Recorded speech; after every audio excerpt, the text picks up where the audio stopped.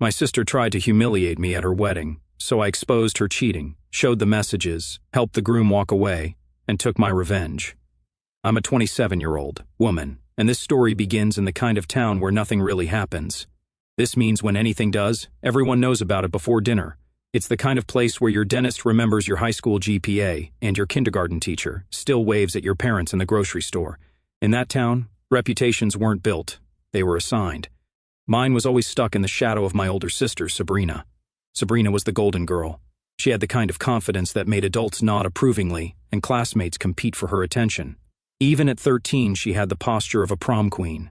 By the time she was 17, everyone assumed she'd marry rich, live on a hilltop, and host fundraisers in floor-length gowns. Me? I liked terrariums. I volunteered at the local library and knew the difference between 8 types of moss, which apparently made me eccentric.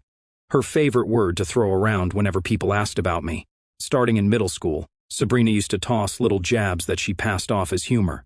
"You're totally going to end up alone with cats in cardigans," she'd laugh in front of her friends. I didn't think it was funny, and I never laughed, but she kept saying it. People just said that's how siblings are, a little teasing, a little rivalry. But she didn't stop when we grew up. By the time I turned 20, I had started dating Daniel. He was soft-spoken and smart, with a dry sense of humor and a habit of fixing anything broken with the kind of patience only engineers have. We got each other. He knew what to say when I went quiet. He even bought me an antique book press for my birthday because he remembered I had once mentioned it in passing. The first time Sabrina met him, she looked him up and down and said, "Is this your professor or your boyfriend?" She never let up after that. She dropped passive insults about his looks, his job, even his taste in shoes. Once, during a family dinner, she leaned across the table to ask him if he'd ever considered wearing contacts so he could stop looking like a retired librarian. I don't know why we tolerated it, but we did for a while. When Daniel and I split, purely because of logistics after he took a job offer across the country, she threw a wine night with her friends to toast my return to singlehood. She even posted a group photo of them clinking glasses, captioned, "Freedom looks good on some people." Sabrina never stayed single longer than a few weeks. Every new relationship was a production, elaborate social media reveals, family introductions with speeches, breakup announcements that sounded like Oscar acceptance monologues. It all felt fake, but she ate up the attention. 2 years ago, she met Nathan. He wasn't flashy, he wasn't loud. He had this easy way of speaking that made you want to lean in just to hear the end of his sentences.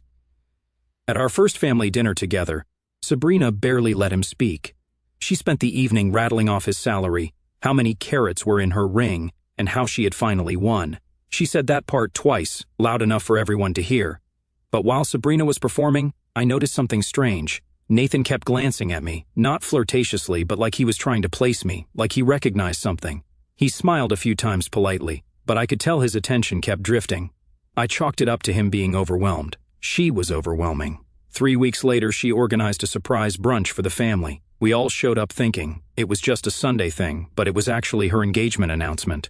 Of course, she handed out the wedding invitations like she was the host of a game show, with dramatic pauses and all. When it came to me, she didn't hand it over. She just placed it on my plate upside down with a sticky note attached that said, "Don't wear green. It washes you out." Everyone laughed. That note wasn't the worst thing she had ever done to me, but for some reason, that was the moment it all clicked.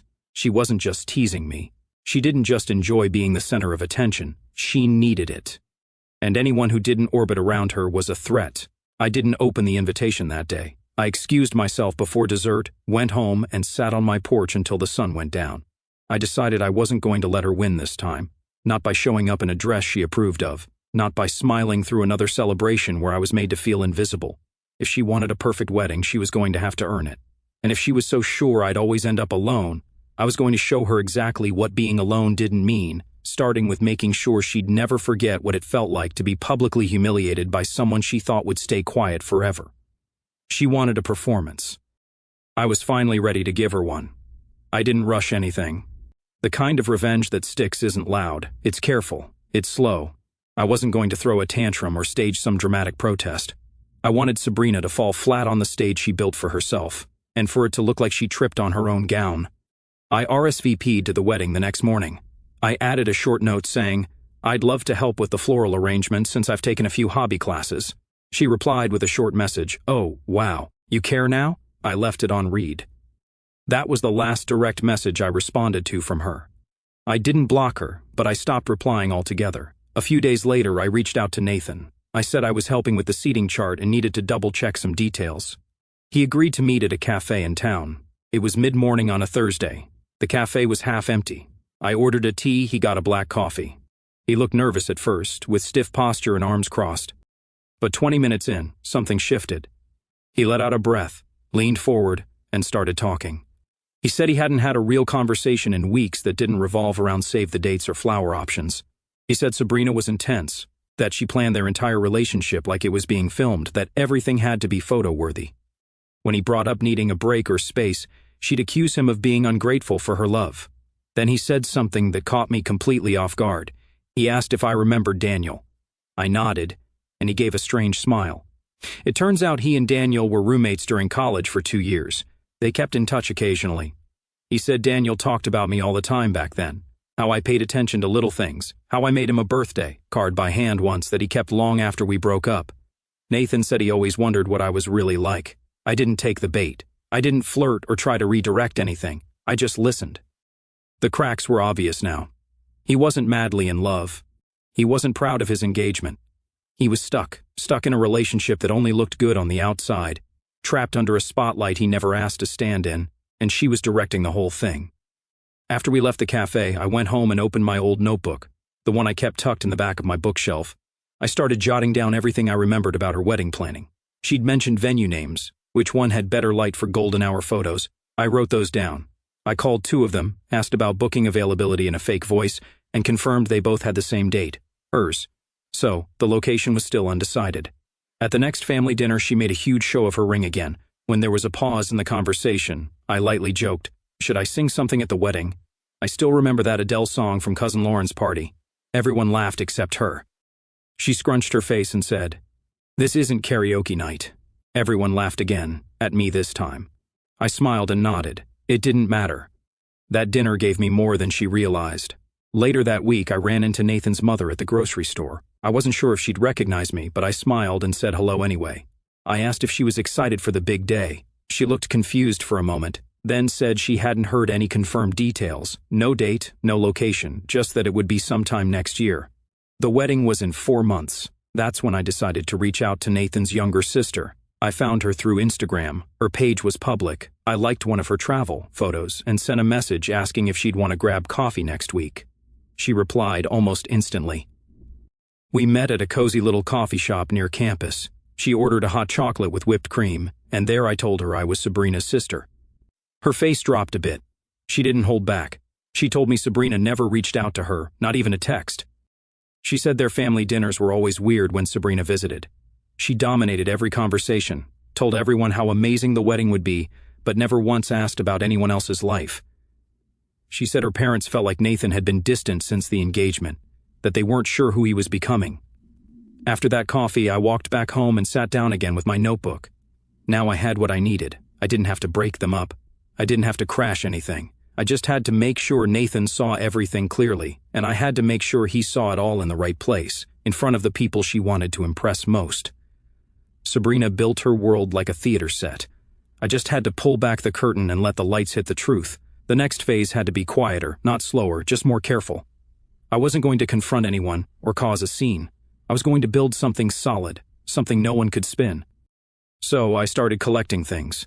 Screenshots from old group chats, comments she made at dinners when Nathan wasn't around, voice notes. One in particular stood out. She accidentally sent a voice memo to our family group chat while ranting to someone else. In it, she called Nathan a startup CEO in search of a spine. She deleted it within seconds, but I had already downloaded it. I didn't reply. No one did.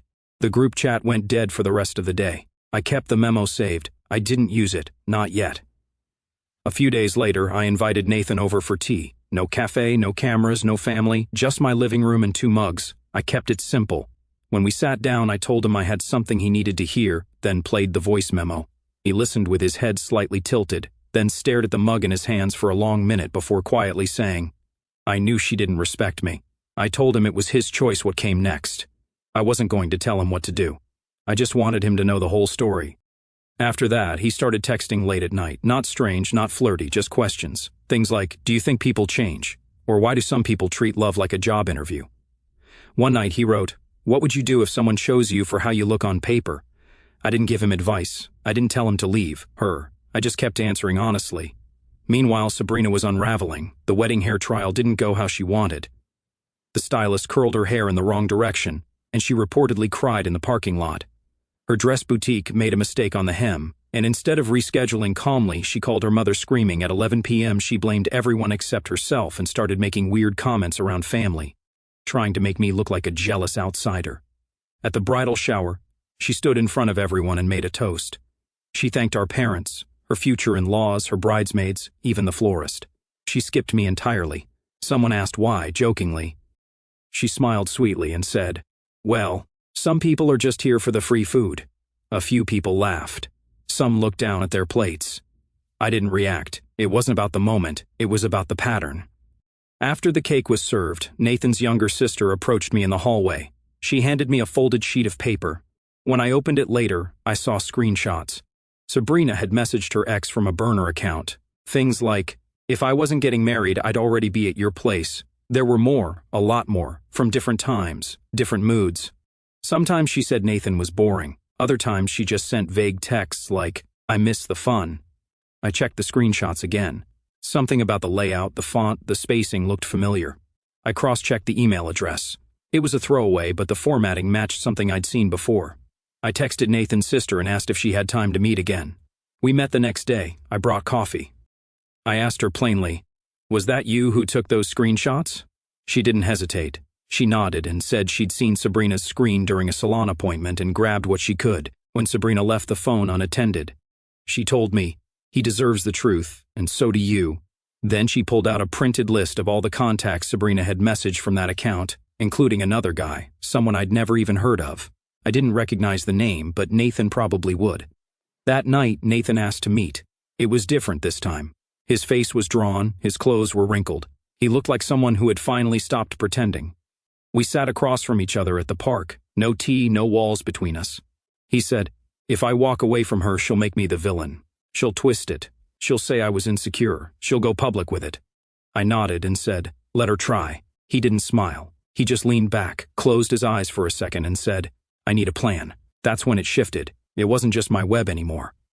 He was weaving it with me now, and Sabrina still thought she was the only one writing the script. With just under a month left before the wedding, Sabrina turned into a walking Pinterest board. She had 3 mood boards going at once, scheduled outfit changes for the rehearsal dinner, and was planning cinematic entrances for every event, from her bridal fitting to her hair trial.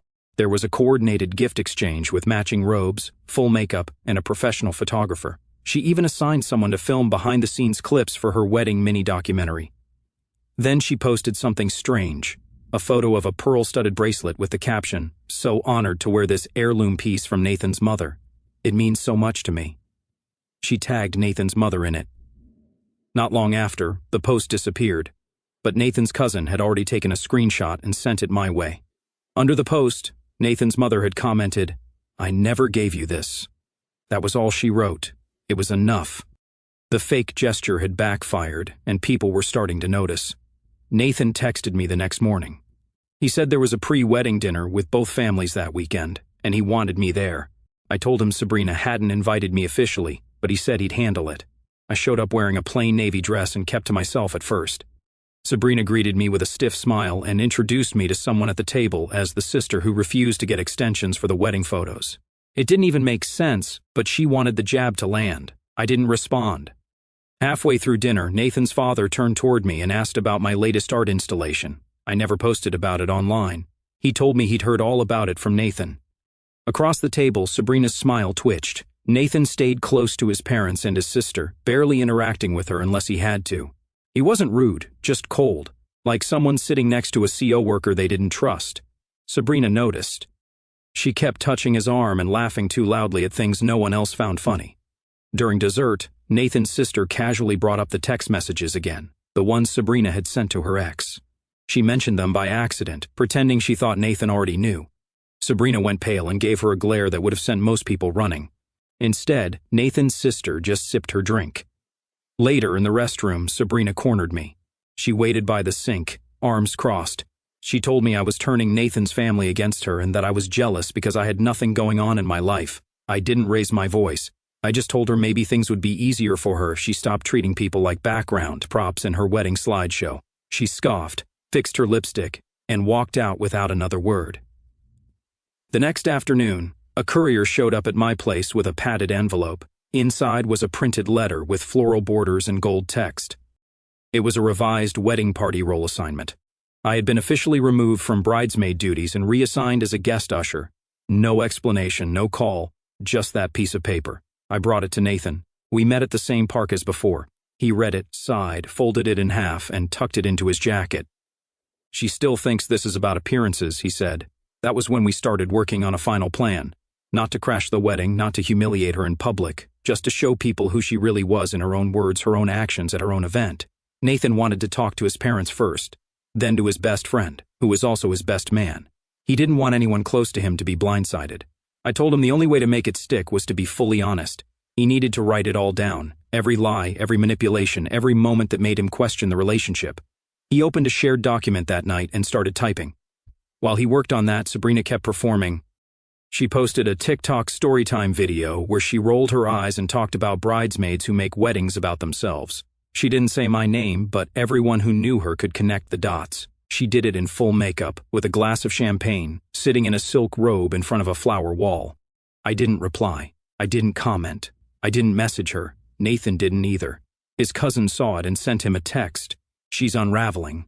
Do you still want to go through with this?" He replied with a screenshot of the shared document he was building. The title read, "Before I say I do, here's what you need to know." 3 days after we finalized the plan, Nathan invited his parents and his best friend, Evan, to brunch. No Sabrina, no distractions. It was held at a quiet place on the edge of town, a family-run bistro with no chance of running into people they knew. He showed up with a folder and a tired expression but didn't waste time. He laid it all out on the table, screenshots, printed messages, the audio recordings, and even a short video Sabrina once posted on her private story of him asleep on the couch with the caption, "Would you marry this?" Everyone at the table recognized what it was. Nathan's father looked like he could barely sit still. His mother whispered, "How did I miss this?" Over and over again. Evan promised he'd stand by him but warned him plainly, "Sabrina isn't going to take this quietly. She built a brand out of this wedding. She's not going to let it crumble without fireworks." Later that day, Nathan asked if I could help him plan a quiet exit if things started to get messy. I didn't hesitate. I had already started preparing for that. The next morning, Sabrina mailed out a round of high-quality black and white photos, dramatic shots of her and Nathan in vintage outfits, framed in an old theater downtown. On the back of each photo was a quote printed in gold foil, "Real love needs no defense." It went out to extended family, old friends, even her high school French teacher. She was tightening the fantasy just as it was starting to fall apart. That same day, I finally saw her dress in a boutique's Instagram story. Custom, huge lace, satin, pearls. Her initials were sewn in cursive on the train, oversized, taking up nearly a quarter of the fabric. The boutique tagged the location, and I noticed Sabrina had scheduled her final fitting the following Thursday. She brought 4 photographers. Not 1, not 2, 4. The boutique owner, who also did some work for local theater costumes, called me afterward. I'd known her for years. She said Sabrina refused to pay the rush fee and called her staff peasants when they reminded her about it. One of the interns apparently left crying. That same night, Nathan showed up at my apartment with a backpack and a grocery bag of essentials. He said he needed space to think. He didn't feel safe going back to the place they shared, not because of anything physical, but because he couldn't breathe there anymore without being filmed or guilted. I made up the spare bed and gave him the Wi-Fi password. He stayed quiet most of the evening and left early the next morning to meet his mentor. While he was out, Sabrina sent a mass email blast to every wedding guest with the subject line, "Updated Wedding Program." In it, she included a section titled Readings and Performances and casually wrote that I would be doing a reading from her favorite poem, something dramatic about fate and loyalty. I never agreed to it. I wasn't even told about it until I saw my own name in the email. I replied with a 2-word message, "No, thank you." 15 minutes later, she responded with one line, "Don't be jealous." I didn't reply again. I didn't need to. Evan added me to the groomsmen's group chat after that. It was mostly logistics at first, suit pickup times, rehearsal dinner updates. But then one of them, a guy named Marcus who worked in PR, offered to help Nathan draft a calm public statement in case this went nuclear. Nathan thanked him and said he might need it sooner than later. Nathan also made a list of people he wanted to talk to personally before things exploded. His grandfather, his old professor who helped him get his first job, the mentor from his startup incubator. He wasn't going to let them hear it secondhand. 2 days later, we held a quiet dinner. Nathan hosted it, no Sabrina, only people who knew what was happening. No surprises, no speeches, just food, conversation, and quiet nods. It was calm, strangely calm. Before everyone left, Nathan pulled me aside and handed me a sealed envelope. He didn't explain, just said, "If anything happens, if I hesitate or she tries something, give this to the officiant. He'll know what to do." I nodded and put it in my bag. I didn't ask what was in it, but I knew. 1 week before the wedding, Sabrina rented an entire vineyard for her bridal party. Open bar, white tents, gold chairs, signature cocktails, drone footage circling above the guests, and a string quartet flown in from out of state. I didn't get an invite, but I didn't need one. I got tagged in an Instagram story. Someone posted Sabrina in a white sequin jumpsuit, popping champagne and shouting over the music, "Best bride ever." No competition. Nathan was at my place when I saw it. He took one look and pulled up his phone. She had texted him earlier that night, "Don't embarrass me and make sure your loser relatives stay in line." There was another message, too. "I'm marrying you whether you like it or not. Everyone's already invested." That one stayed on the screen a bit longer. He didn't say anything. He just locked his phone. Evan came over later that night. He had an idea: go through with everything until the very last moment, then have Nathan walk away at the altar. Not before, not after, right in front of everyone. Nathan didn't react for a while. Then he said, "She picked the stage. I'll just make sure the curtain falls, but I need time to think it through." He wasn't being dramatic, just clear. While all that was happening, Sabrina was busy meeting with wedding planners, coordinating with vendors, and talking to a local wedding magazine that planned to feature the event as a modern love story. She gave them a photo from their vineyard shoot and told them to title it "From Startup to Soulmate." Nathan hadn't approved any of it. I asked Evan to double-check if there were any legal risks in Nathan pulling out at the last minute. He called a lawyer friend. It turned out there was no marriage license signed yet. Sabrina had scheduled that for the night before the wedding, supposedly for a private, intimate moment with close family only. Nathan had never agreed to that plan. The next day, Nathan got a call from his bank. There had been a flagged inquiry related to a loan. I helped him dig into it. It turned out Sabrina had applied for a bridal loan, a big one, using both their names. He had no idea. She had filled out the paperwork with old address records and his birth date but never told him. That's when he asked me to go with him to the bank. We spent that entire morning closing joint accounts, freezing shared cards, and putting fraud alerts on his credit. It took hours, but by noon, his financial life was locked down. She wouldn't be able to move a dollar without him knowing now. That night, his parents took him out to dinner, a quiet restaurant, just the three of them. When he came back, he told me his mother had leaned over the table and said, "We've got your back, no matter how loud this gets." His father nodded and added, "We'll handle the rest of the family." Sabrina, unaware of any of this, sent out a new mass email to all wedding guests. This time, it included a revised itinerary that now listed a solo dance performance by her. Choreographed, of course, by a local studio. The email ended with a line in bold, a surprise moment you'll never forget. Nathan read it and just laughed. I asked what she was planning. He said, "Whatever it is, it won't be mine." That same night, I got a message from her, short, "Please don't ruin this for me. It's all I've ever wanted." I didn't reply. There was nothing left to say. Nathan spent the next day finalizing the letter he was giving to the officiant. He wouldn't let anyone read it yet. He folded it neatly and slipped it into a blue envelope with no writing on the front. When I asked him what he decided to put in it, he said, "You'll hear it with everyone else on the morning before." The rehearsal, Nathan picked up his tuxedo from the tailor. The staff said it was one of the best-fitting suits they'd seen on a groom.